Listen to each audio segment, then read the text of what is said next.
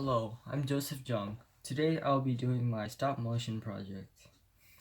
My first big idea, 6, is any point or bond or intermolecular attraction formed can be broken. These processes are in dynamic competition, sensitive to initial conditions and external perturbations. My learning objective is 6.10, or the students are able to connect the Châtelier's principle to Q and K values by explaining the effects of stress on Q and K. Let me give you an example. If there's 2 moles of NH3 in equilibrium with 1 mole of nitrogen gas and 3 moles of hydrogen gas, if we increase the temperature, a difference in temperature is varied on whether it is exothermic or endothermic. If the reaction is exothermic, and if the temperature increases, then the reverse reaction will activate and will put more temperature in the reactants due to the lost heat, and this will make Q less than K.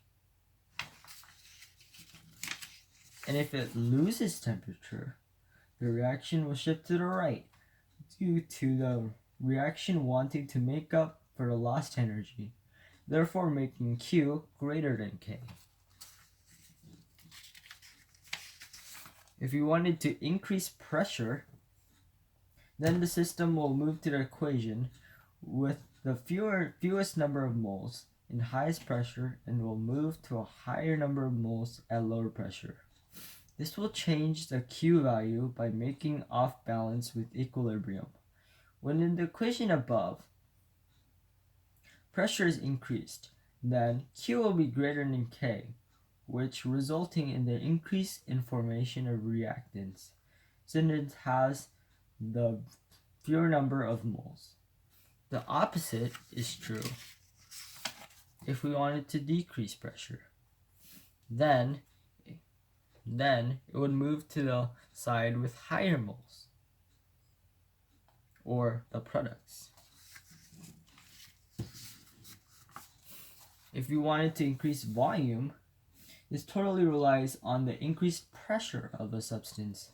When the volume goes up, the pressure goes down, and as explained earlier in the equation above, this will shift the equilibrium towards the one with the higher number of moles, in this case the products, which makes Q greater than K.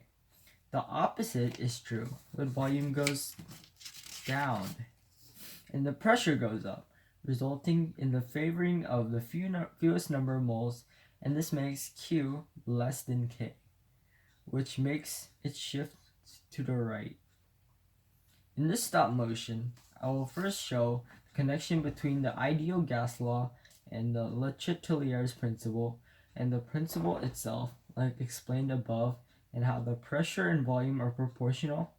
Then I will show rapidly moving molecules in the reaction and show what each favor, volume, pressure, and temperature will do in the reaction.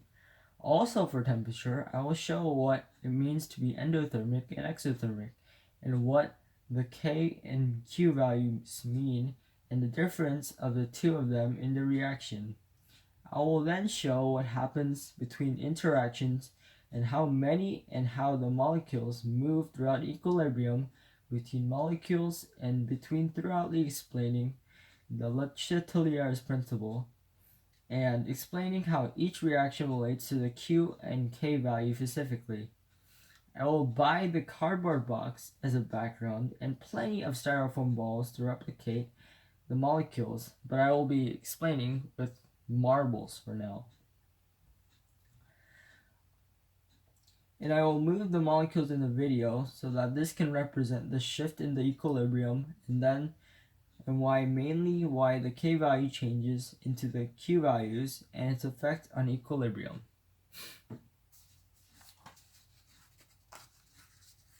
In this stop motion, our colors will be N will be equal to green and H will be blue. So as seen above, this is NH3. This is nitrogen gas. And this is hydrogen gas. This is an outline of what my stop motion video is going to be. So in our previous example, we did this equation. 2 moles of NH3 is in equilibrium with nitrogen gas and 3 moles of hydrogen gas. If it is at equilibrium, there's 2 moles of NH3, 1 mole of nitrogen gas, and 3 moles of hydrogen gas. If we increase temperature, if it's exothermic and the temperature increases, the reverse reaction will take place. So there will create more ammonia.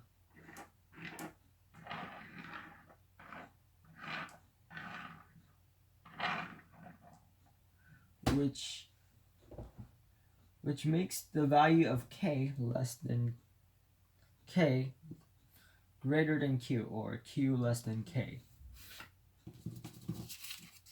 If we wanted to decrease temperature, the opposite would take place, and there would be more moles of the products, which would be N2 and H2, like this. At higher pressure, this totally relies on the increased pressure. When the pressure is changed, is increased, it will move to the side with lower number of moles. If the pressure is higher, there will be more of the ammonia.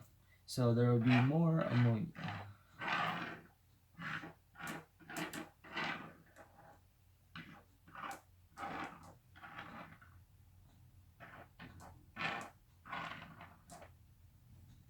And if there's less pressure, the equilibrium will shift to the side with the more number of moles, which is this side, which has 4 number of moles. So there will be more moles of nitrogen gas and hydrogen gas.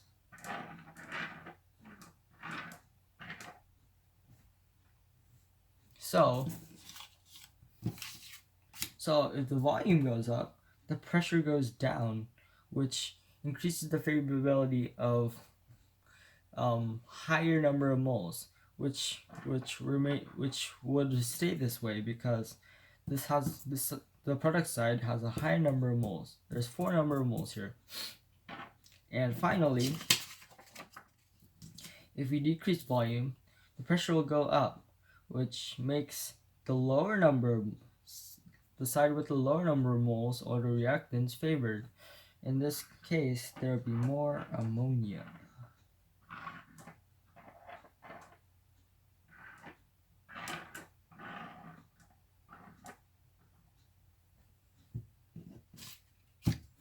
Thank you for listening to my first video check.